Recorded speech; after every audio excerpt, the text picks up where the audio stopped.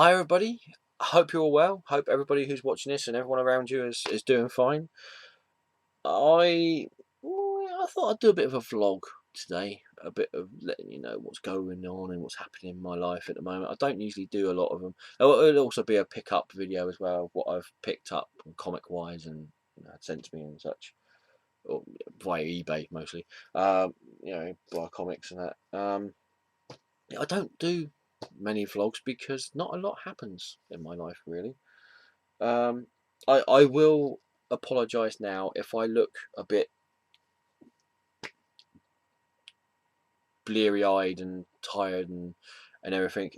Partly it's about 11:45 at night here at the moment, and also I don't know if I've said anything to you guys about this. I think I might have mentioned it to a couple of people just in chatting, in private messaging and such. I suffer from, I suffer from this thing called sciatica. It's something that usually you get with age, uh, but I think it's got something to do with an accident I had years ago. It's the only thing I can think of really that's why. Other than that, I need to lose a bit of weight, which duh. Um, but yeah, but my if I look a bit bleary, it's because I'm on medication. I'm not on as bad a medication as I was, um, and such a mixture of medication as I was. But yeah, if you don't know what sciatica is, because not everybody is a doctor in that, or has it. Sciatica, you have a nerve going down the back of your leg from the top of your butt cheek, or from the base of your spine down the bottom of your, from the top of your butt cheek all the way down to the back of your ankle, down the back of your leg, down the back of your ankle, and it's called the sciatic nerve, and it's actually the longest nerve in your body, which is unfortunate really when it hurts, because it really hurts. I mean, oof, yeah, nasty stuff, nasty stuff. Um, so yeah, so I've been on sort of like, heavy painkillers and medication for that the last couple of months. Uh, where I've actually had people mention to me, you look really laid back and really chilled out in those couple of videos you've done there, man. And I was like, yeah, I bet I did, because I was on painkillers at the time. But I'm actually off the painkillers now to a certain extent. I'm still on painkillers, but not as many and not as varied and such. Um, I'm also seeing a physiotherapist as well now, which is all good. I was told that I have a what was it they said? Bulging disc. That was it. I have a bulging disc, which I thought was rather nice of them to say so. As I was stood there, well, thank you very much. I don't even know what to say. But what it is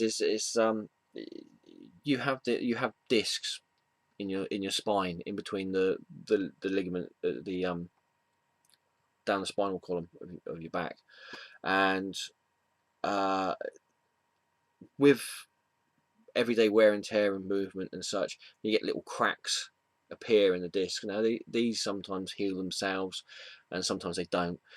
If they don't and they get worse, you've got this soft gooey stuff inside discs, and if the cracks in the disc get too big, then the gooey stuff comes out, and that causes this chemical reaction which affects your sciatic nerve. If you do have sciatica, it's not the actual main problem you have. Sciatica is usually a symptom to a problem. So you could have a problem with your spine, a problem with the muscles in your back. There are various and wonderful and weird and terrible things that could be wrong with you if you do have sciatica. It's nice to know that I've actually do have it now. I've had it for about 6 years on, well, not constantly, but mostly in winter. Um, I get it usually for a couple of months and then it goes off. I never take painkillers. This is only the second time I think I've ever taken painkillers with the sciatica. Most of the time it's just a case of okay, yeah, my leg hurts, like I want to cut it off, but I'm just going to carry on and do what I need to do, get on with my life and just keep on going, sort of thing. Which, at the end of the day, is really what you need to do. There's no use sitting around feeling sorry for yourself. A lot of the time, it's just get up, get on with it, you know. Um, yeah, yeah, so that's why if I look like I'm a bit, it's because I'm still on medication because of my sciatica, but it's getting better. So there you go. It's yeah, it is getting better. Trust me, it is a lot better than it was. I don't want to feel like I want to gnaw my own leg off now to stop the pain, which would be an interesting thing because I couldn't even bend down to put my socks on. So how I'd bend down to gnaw my leg off to stop the pain of sciatica if I can't even put my sock on? Yeah, yeah. That goes into all sorts of other weird things. But yeah, so yeah, that's why if I look a bit bleary-eyed. Plus, like I said, I think it's about quarter to 12 here. So yeah, um, yeah, I don't do that many vlogs. Like I said at the beginning of the video, and mainly it's because I don't feel that. Let me just move that there. My cursor is on the record button on this, and I didn't want to accidentally press that and stop everything, which wouldn't have been good. Cool. Yeah, sorry, going on a complete tangent there for a second. Yeah, I don't do a lot of vlogs because, quite frankly, I don't have a lot going on in my life. Um, I feel like most people, I get up, I go to work, I come back home, I have a meal, I chat with girlfriend, we take the animals out and give them a run around. You know, the ferret and the rats, Kirby and Holly and Ivy and Hazel, which are the names of our rats, and Kirby, obviously, there's the ferret, if you haven't seen before. And if you haven't seen the girls before, go back to some videos that I've put up previously and you'll see them. Um, excuse me. So when something comes along, the only thing I really do is I go to Southampton Forbidden Planet to pick up my comics every month, and I go around my Butter One's place to play Magic the Gathering, usually very badly. Every now and then. And I haven't been doing that recently because I just haven't been of the right frame of mind or physical. It's amazing. It's amazing how, not necessarily super physically fit, but it's amazing how physically fit you actually need to be able to sit down and play Magic the Gathering. I know it sounds strange, but if you can't sit down or can't stand up and you can't concentrate, seriously, you can't play Magic the Gathering. You need to really concentrate on it. So you need to have a certain level of relative physical fitness. Nothing too amazing, but at least being able to breathe and see and not be in pain. Yeah. So, but yeah, other than those two things, I don't really do much that I can talk about on the vlog. Really. Um, as in comic book wise or anything that might be interesting to you guys for me to talk about. Uh, so when something does come up, I I usually go, yes, we'll go there and we'll do that. Let's do it. If money obviously permits and time permits. And this Saturday just gone, on the 13th of April, we went to Stroud in Gloucestershire, and I went to the 7th Wessex Pagan Federation Conference. Uh, I will say now, I am a pagan. I haven't been a pagan for very long. Only probably about 6 years, maybe 7 years. About 6 or 7 years, I think. Um, I won't go into big detail of my beliefs and my religious beliefs or non-religious beliefs for the sake of anything, because if I get into that, I will take as long as this video is going to take probably for me to show you the comics that I've got here, which usually goes on for about an hour, so it'll probably take hours for me to explain everything that's happened to me, sort of thing, to get to this path. But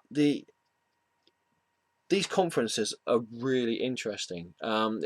They've got things like stalls where they have people selling goods, and usually their own handmade stuff, or they've got people there who paint, and they're selling their paintings, usually um, based on pagan mythology.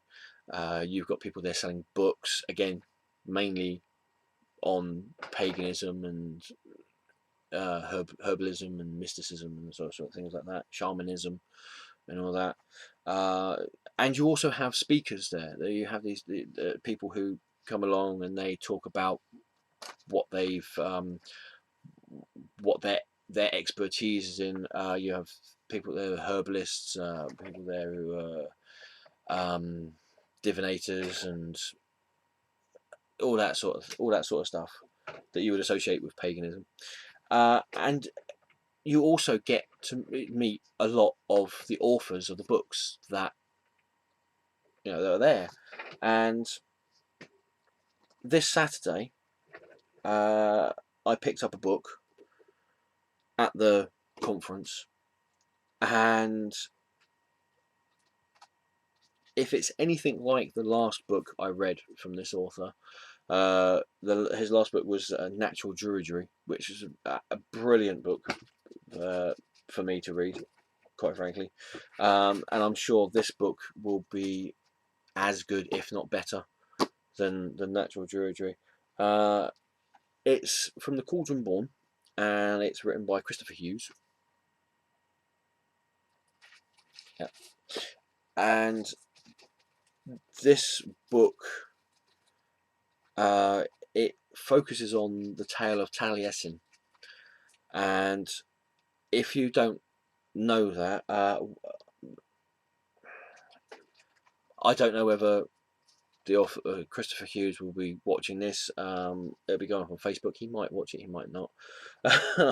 But um, with his blessing, I'd like to read you a page from this, which basically gives you an idea of the tale of Taliesin, and that's why I've got my glasses for. And I apologise now. You know what I'm like with names, so I apologise now with my pronunciation of certain characters' names in this tale. I'll just read you one page of this. If you were to retell the story in its most basic form, it would, I guess, take you about 5-10 minutes. Yet those short minutes would be filled with immensely powerful magic and mystery. The tale can be summarized and broken down into small bite-sized pieces, and in that proverbial nutshell we have the following components: a witch stroke wise woman stroke mother, a simmering cauldron, an ugly son and a beautiful daughter, a husband, an innocent young boy, a blind man, 3 divine drops of liquid, a shape-shifting chase, consumption followed by conception, birth, a child of great beauty, power, and wisdom. Our story concerns a woman who can be perceived as a witch, a sorceress, a herbalist, and a goddess. Her son, the motive for her relentless foraging and spellcasting, is the ugly one called Morvran. I knew I was gonna do this wrong. Morvran Avegthi, meaning utter darkness. His daughter, her daughter, um, Clériville, the fair one, is the shining light of beauty in our story. Then we have Gwinion Bach, the stirrer, who is the main protagonist. Morda, the blind man employed to keep the fire lit, and a husband called Tegid Voyal, after whom the current lake in the town of Bala is named. Finally, we meet Taliesin, he with the radiant brow, the embodiment of the substance brewed within the vessel of the witch goddess Ceridwen. This non-human character, the enigmatic cauldron, is the heart of mystery. It is all-powerful, yet deadly transformative, destructive, and inspiring. It sits in a central position within the tale, affecting everything that surrounds it. Um, I do apologise to Christopher for my pronunciation of the Welsh names for the characters. Um, I mean, my lineage is Welsh. My grandparents on my father's side was Welsh. From what I understand, well, they came from Wales. From what I understand, my grandfather was from Llanelli and my grandmother was a Valley girl, so she was got Cardiff sort of area. Um, I've always had a fascination with mythology and legends and folk tales and fairy tales and things like the Brothers Grimm, and the Nordic stories of Odin and Thor and the Nordic gods, even Egyptian gods and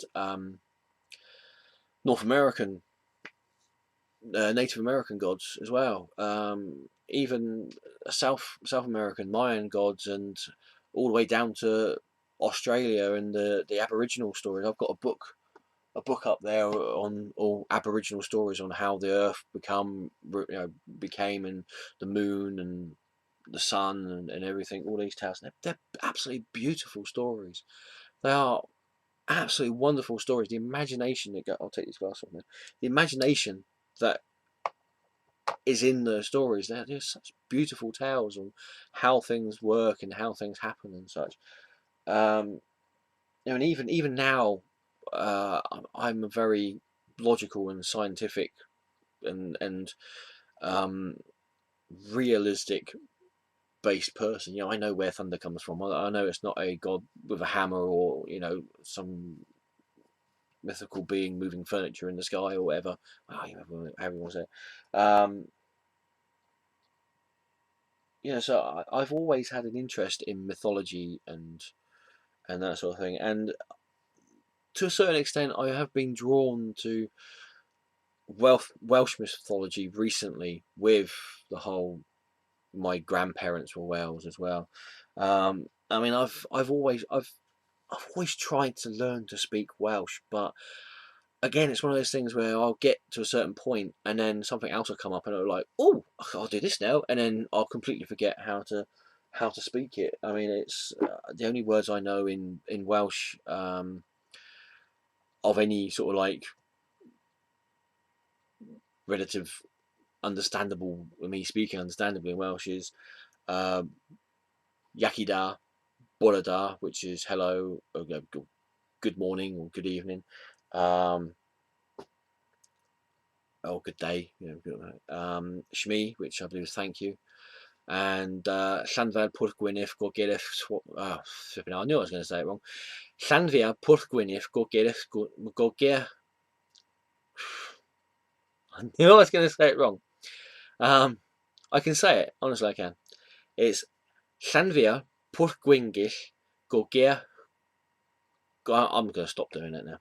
But yeah, it's that long place in Wales. I can usually say it. I'm blaming the medication on this.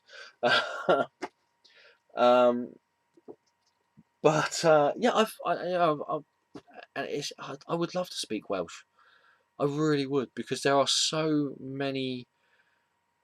And it's if you actually listen to it spoken correctly, not spoken by somebody who's got only a quarter of a Welsh tongue in him, so to speak.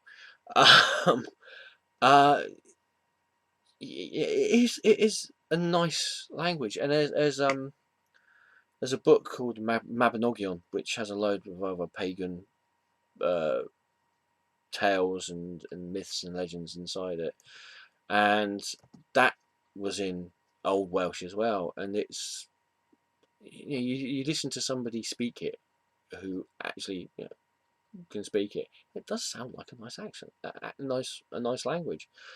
Um, but yeah, I'm really looking forward to reading this book. Like I said, if it's anything like his last book, Natural Druidry, this is just going to be absolutely brilliant.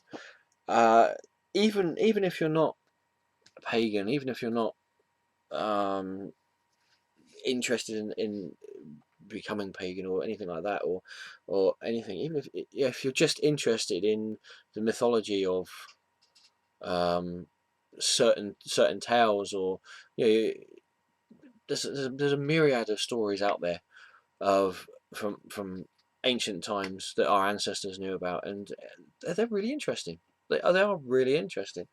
And so yeah, I cannot wait to start reading this. I actually have started reading it, and so far it's been absolutely brilliant. And I've got to say, Christopher Hughes is a brilliant speaker. He has a brilliant talker. I could listen to him for hours and hours and hours and hours. Um, yeah, you get some people that they'll sit up on the stage, or they'll sit in front of you, and they're talking to you, and it's something that interests you, but they're not very animated. Christopher Hughes is animated. He's more animated than a Looney Tunes cartoon. It's great. He's absolutely brilliant, absolutely fantastic guy. Yeah, this for anybody who is interested in picking this up, this is published by Llewellyn Books, or I suppose it could be Llewellyn Books. I don't know how you pronounce. And in America it's 19.99. In Canada it's 22.95. I'm sure you might be able to go on Amazon or eBay or something like that. You might be able to pick up a little cheaper. But why get it cheaper when you can pay the actual um, the actual author the money for the book? He also signed it for me as well, which I thought was fantastic. I'll just show you that. I don't know if that'll show up on there. If I put it at that angle, there you go. And there's a couple of Arwens in there as well. He's drawn in there as well, which is brilliant. So yeah, so that's what I did on Saturday.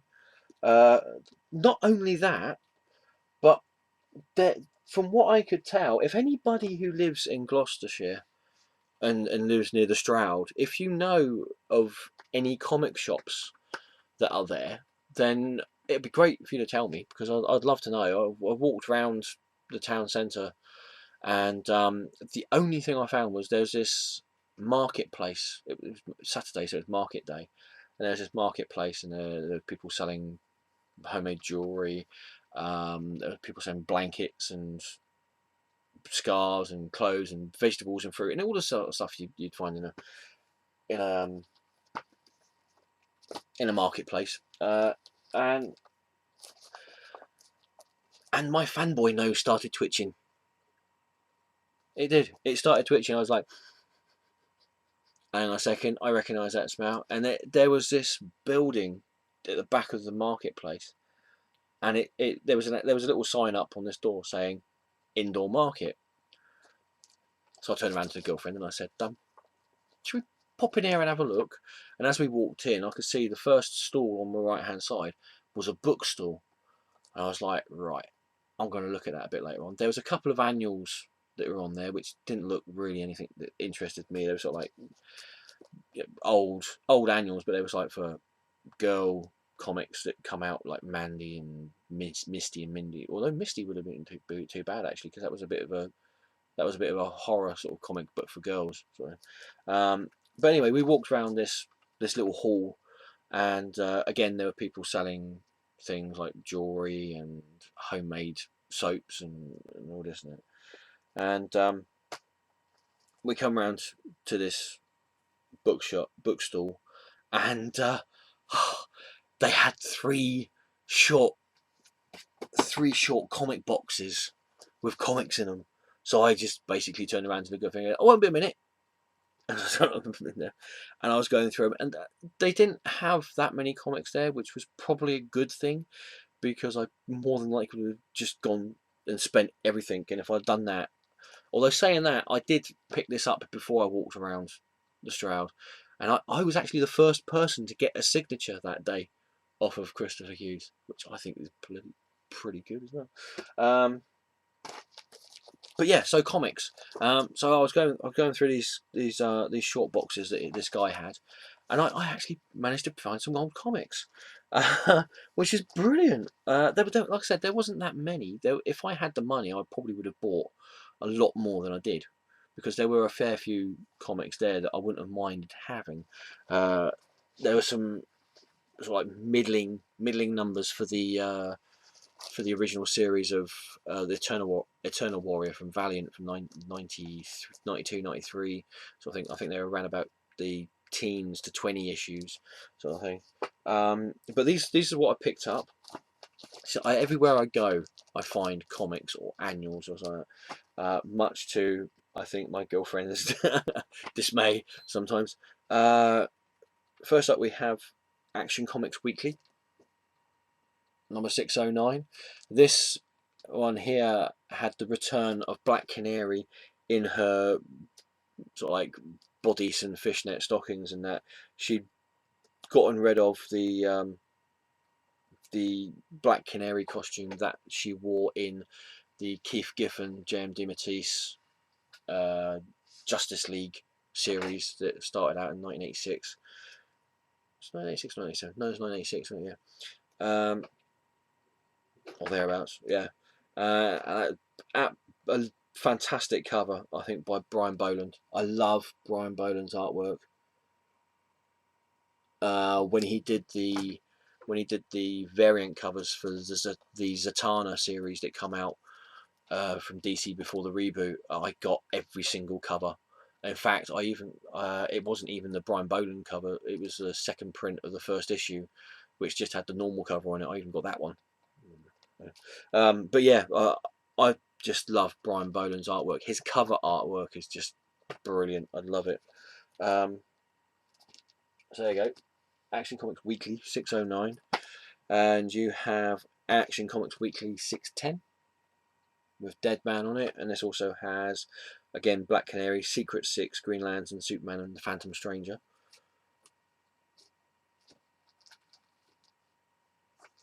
And you've got Action Comics Weekly number 611, which again has Deadman, Black Canary, Green Lantern, Secret Six, and this time Catwoman in it.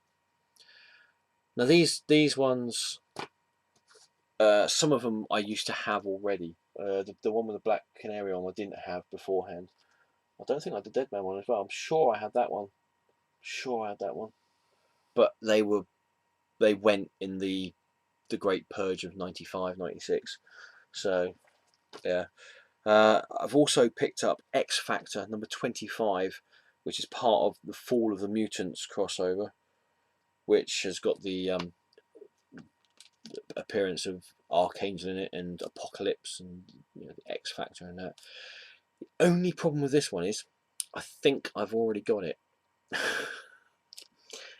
That's the thing. When you've got a collection like this, even though I've got relatively a photographic memory, yeah, even though I think I've got relatively a photographic memory, there is the odd occasion where I look at a cover and think, oh, I haven't got that. Brilliant, I'll get it. And then I get it home and it's like, I've already got 2 copies of that. I've got 3 copies now.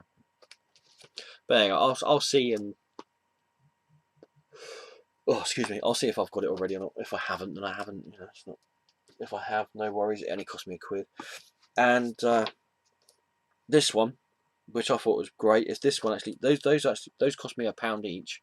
This one only cost me 75p, and this is from Innovation, which is a company which is no longer with us, unfortunately. And it is the official movie adaptation of Freddy's Dead: The Final Nightmare, issue 3. This is the last issue in this. There you go. And yeah, horror films and horror comics and that. Excuse me. Yeah. So that's very good. What else? What else? What else? What else? The part collections that I pick up. I picked up one issue 8 of the Batman Automobilia, and this one has the Batmobile from the animated series. There you go. I'll see if I can show you this without any glare from the screen. There's a little bit of glare. There you go. not bad. These aren't actually that bad as models and that. They're pretty good actually. But this what the next issue, number 8, number 9, yeah, number 9. Sorry, the next issue one looks absolutely brilliant. It's the Batmobile from Batman number 5, from the 1940s. That looks brilliant. See, that's one of the reasons why I'm getting this for, because I've never seen half of these Batmobiles that have been brought out with this magazine, and the magazine is okay. The schematics you get inside them are all right, and there's a little bit of what was going on in the Batman stories at that time, that year. So but yeah, the Batmobile from Batman number 5, and I'm never going to be able to afford to pick up Batman number 5 anyway, so this is going to be the only time I'll ever see it, really, and in 3D as well. So I think it's pretty good. Stick that there. Also, every week I pick this up, and I know there's a couple of you guys out there that also pick this up, and it is 2000 AD, the Galaxy's greatest comic. Well versed to be called that as well. 2000 AD, absolutely brilliant.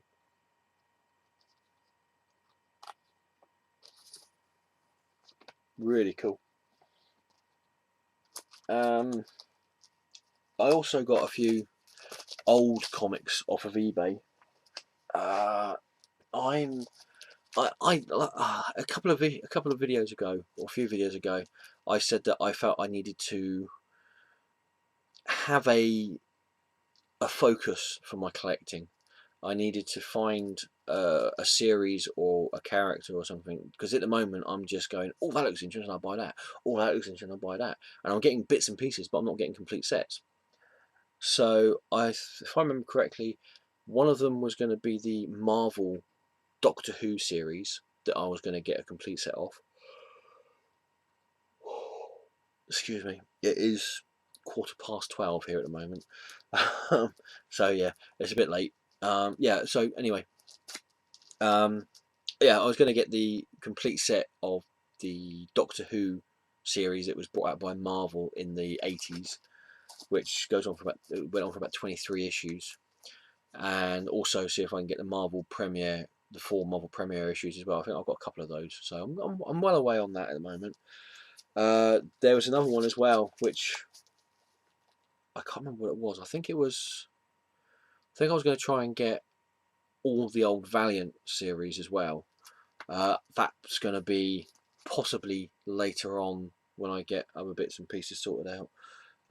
I'm looking to get again a complete set of Alan Moore Swamp Things. I've got near enough a complete set. There's only a few issues that I'm missing now that I'm looking to pick up.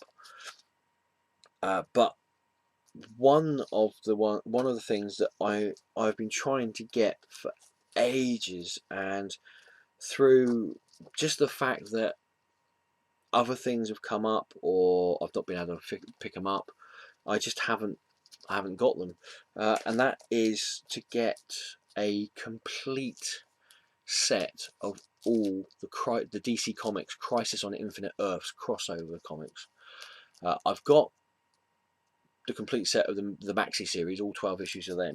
Not all of them are in perfect condition, but I can get better copies of them later on, as and when I can and feel I need to. But it's the actual crossover comics that I'm looking to pick up, and it might sound a bit easy because a lot of them had a big banner on the top of it, and when I show you some of these comics, you'll see what I mean about the banner, the Crisis on Infinite Earth banner that they had on them. But some of them didn't have that banner.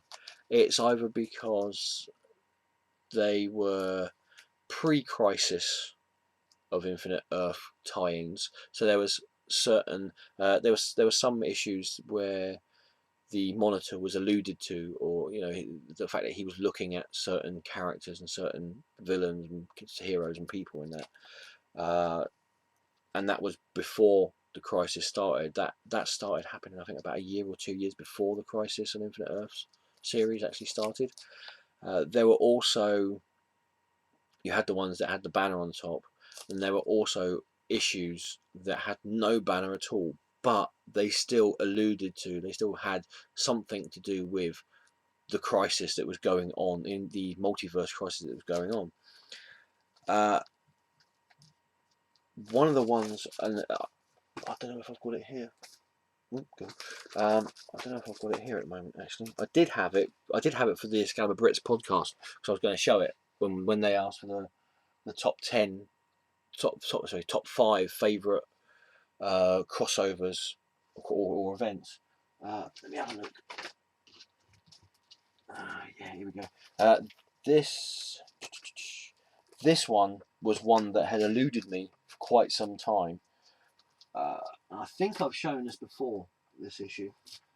And the only reason why it eluded me was because, one, I believe there was quite a low print run on them, and two, because of the low print run, they were blimmin' expensive to get hold of.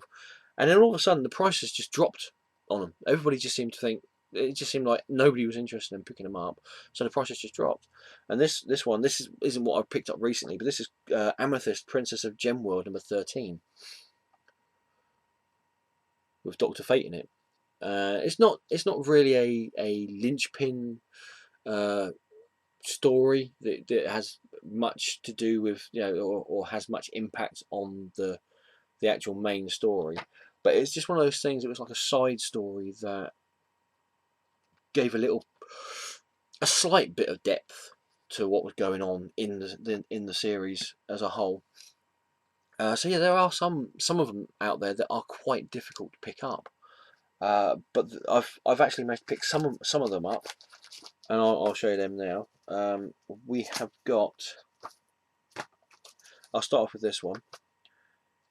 We've got a set of Omega Men, the first series of Omega Men from the 1980s, the early 1980s, and this is Omega Men number 31. It's Crisis on Infinite Earth banner. I haven't read these comics yet, so I don't know exactly what's going on in them. Let's put them up there. There we go. Looks nice. Oh, it doesn't look nice. There you go. Stayed. Then you've got number 32, which didn't have anything to do with Crisis. Then, from what I've read on the internet and in books and that, issue 33 was a tie-in with Crisis on Infinite Earth, but it didn't have a banner on the top. And a lot of the times you could see that the story was tied into the Maxi series because it had a red sky in the background, and any comic that had the red sky in the background meant that it had some tie-in to the Maxi series. There was some Detective comics and Batman comics that had the red sky in the background. I think he was fighting a character called Nocturna at the time in the stories in Detective Comics. So yeah, so this is actually a Crisis on Infinite Earth crossover issue, but it hasn't got the banner on it. And then finally, you've got Omega Men number 37, which has got nothing to do with anything really Crisis related, but I got it because it came with the other 3 issues. It was a little pack off of eBay. And also from the same seller, I managed to pick up copies of New Teen Titans number 13. These are the Teen Titans you want to read. So these are the ones. This is Marv Wolfman. Teen Titans are just brilliant. Nobody can hold a candle to Marv Wolfman's Teen Titans. Seriously, anything else is just no, nothing. And then Teen Titans number 14, New Teen Titans number 14. Again, 2 Crisis crossover events there. Okay, so that's that, and yeah, we're not doing too bad. The usual time, about 45 minutes an hour. So I shall quickly go through my new comic pickups, and I didn't do too badly actually this weekend, because I actually had some new comics turned up, and then from the same seller, last Wednesday's comics turned up as well on Saturday, whilst I was out at the Pagan Federation conference. So let's quickly go through this. I've read some of these. I've not read all of them yet. We've got Avengers #9, which is continuation of the introduction to the new Universal characters, or the Earth 616 version of the whiteout new Universal characters. And this is just a brilliant series. Hickman is just doing great stuff on the Avengers. I don't know if it's because Bendis was doing so much stuff on the Avengers beforehand that it just got boring and stale. But what Hickman's doing at the moment, it is a breath of fresh air, really, for the Avengers. I'm going to stick them down there because I ain't got the room up there anymore. Age of Ultron. Anybody reading Age of Ultron out there? Anybody getting the crossovers as well? I had a choice of picking up Avengers Assemble number 10, I think it was, or something like that, or no, number 16 AU, or buying Ultron number 1 AU. I wish I'd picked up Avengers Assemble, not the AU issue of that, because that seemed like a much better comic than this one. This one has Ultron's son in it, whose name I can't even remember. He was in the Runaways, and unless he has a pivotal part in the whole Age of Ultron story, this one shot issue really isn't worth picking up. Quite honestly, it's not really an interesting story to read.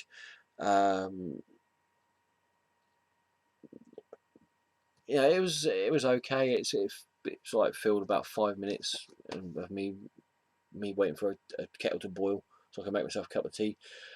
But other than that, it wasn't that interesting to read. As I say every single time when I show you these comics, if you're not buying these comics, you really need to be over getting the trade paperbacks or seeing if you can get the single issues from this lot. Valiant, the comic book company that can do no wrong. Archer and Armstrong #9. Just doing great stuff over at Valiant. Harbinger number 11, which is part of the Harbinger War, which is the crossover between Harbinger and Bloodshot. From Dark Horse, quite a few years ago, they tried to do their own superhero universe, and it went okay, but nothing major amazing happened with it. They're reintroducing some of their old characters from the universe, and this, is X number 0. And I've quickly flicked through this comic, and it is ultra violent. You've got X literally beating people up to a pulp and ripping their arms off and that, shooting people and that. If you like violent comics, if you like things like Garth Ennis's Punisher Max series, or let me think what else is there out at the moment that's really violent. Anything from Avatar, you'll like this. And it's almost like a crime noir, but violent sort of superhero story. Superior Spider-Man number 7. Like it or hate it, I'm enjoying it, shall we say, at the moment. It's an interesting read, to say the least. This was actually billed as the issue where Spider-Man gets kicked out of the Avengers. He doesn't actually get kicked out of the Avengers. He gets given an ultimatum and he just walks away from it and does something else. And then the Avengers turn up at the end, and yeah, we'll have to wait for the next issue of Superior Spider-Man to find out what happens. I was quite disappointed with this one. I thought it was going to be much interesting. The artwork in it by Simon Bianchi is really nice in there, but I thought the whole thing of the monster that isn't a monster, but through circumstances ends up being turned into a monster. It's happened. It's been done before, and a lot better. I think it's one of those ones where, again, if you've got a couple of minutes or 5 minutes or so where you're not doing anything, or you've got some spare cash, although at $3.99, is it $3.99? $2.99. My life, yeah, $3.99. I don't think there's going to be anybody out there who's going to have that sort of spare cash on them.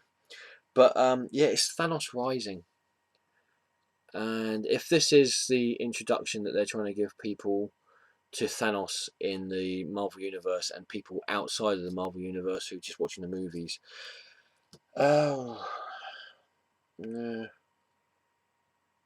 yeah, no, really, not really. One that I've been enjoying reading, and I know there's a lot of people out there that don't like this character. I can understand why, uh, but I've been enjoying this series. I enjoyed the last series really. I just didn't buy that many copies, many issues of it. And again, it's one of those comics where I enjoy reading it when I pick them up, but when I go back into the comic shop or go on the internet to pick up the next issue, there's always something else there that is better, if you see what I mean. But this is Deadpool #7, and how can I describe this? It's a bit like Quantum Leap, from what I can tell, um, but Daredevil's going round the history of the Marvel Universe by the looks of it, and sticking his nose in certain events in Marvel history that he really shouldn't be sticking his nose in. He's screwing around with the timelines basically, um, and yeah, in this one he goes for Iron Man, Tony Stark. By the looks of it, is when at the point where the storyline of Demon in a Bottle was coming around, where Tony Stark admitted that he was an alcoholic. Sorry. Um, so there you go. That's Deadpool #7. Oh, this one.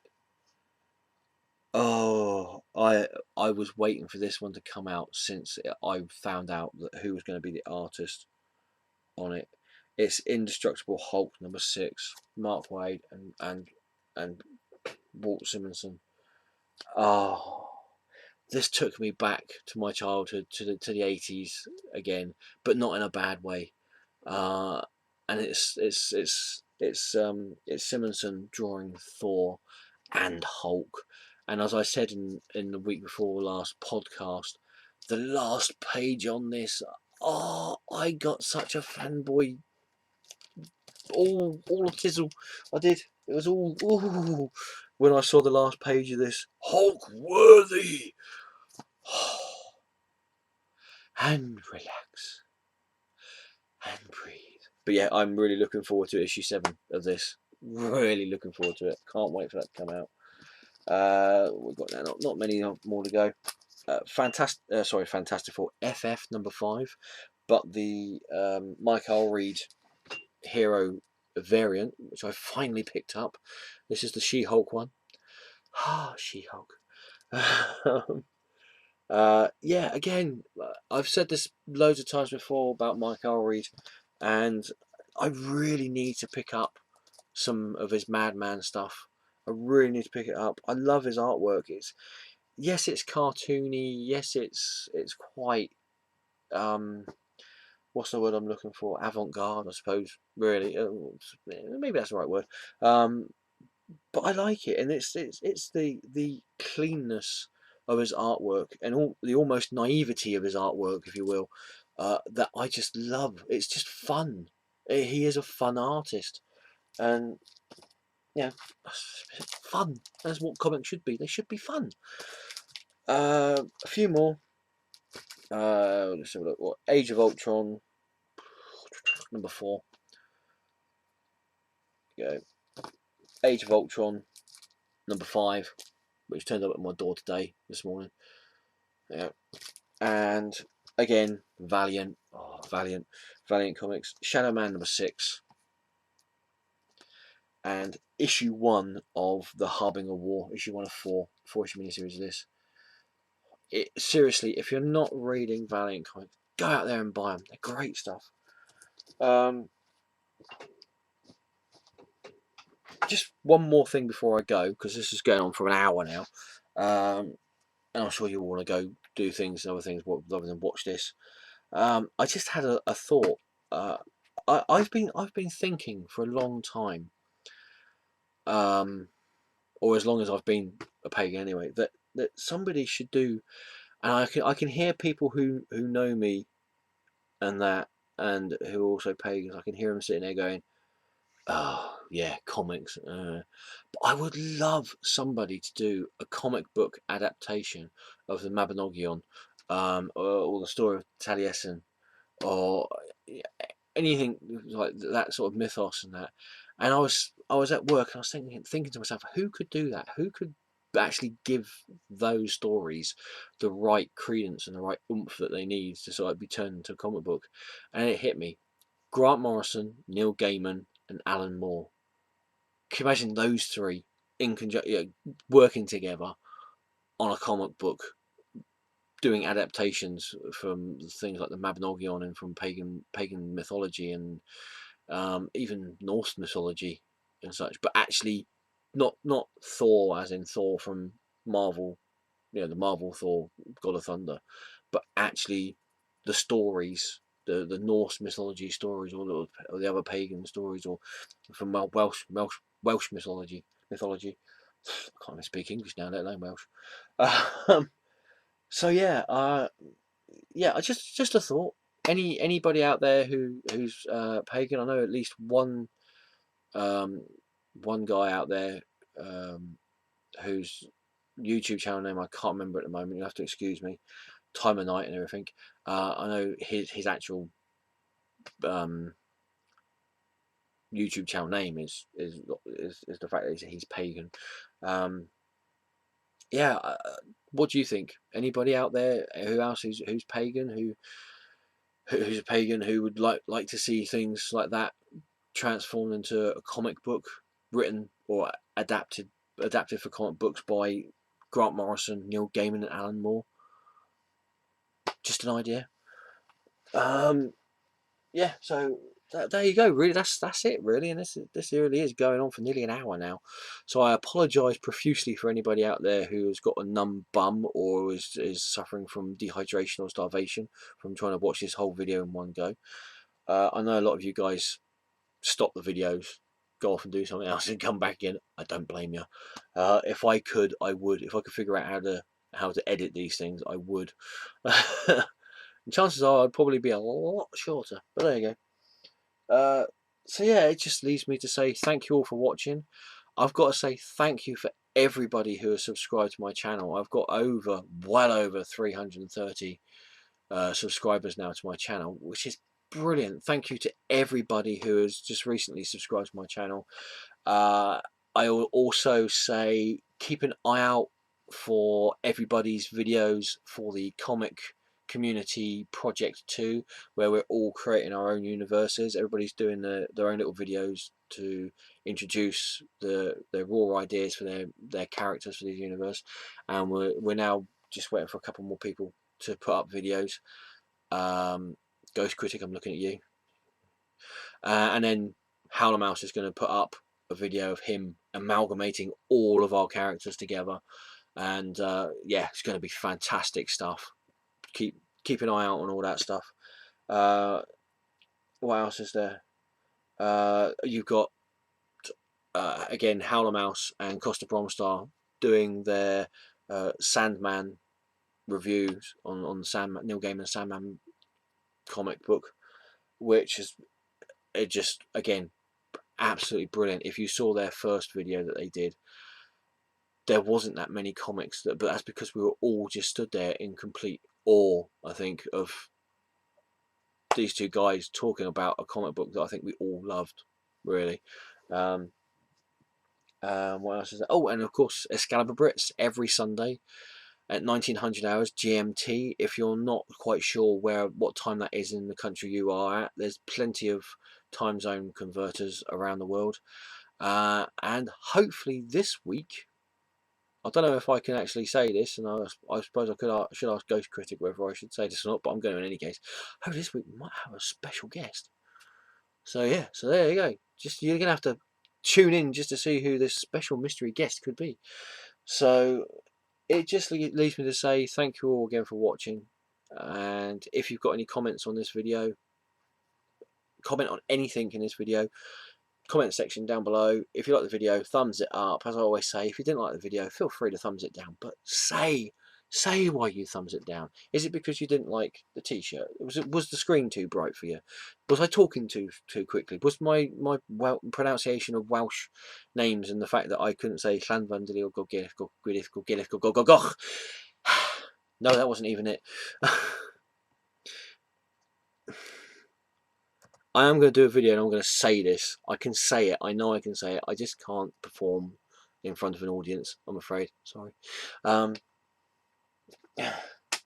So all it leaves me to say is thank you again, everybody, for watching this, and enjoy the comics or books or whatever you do. Enjoy it. And ta-ta for now.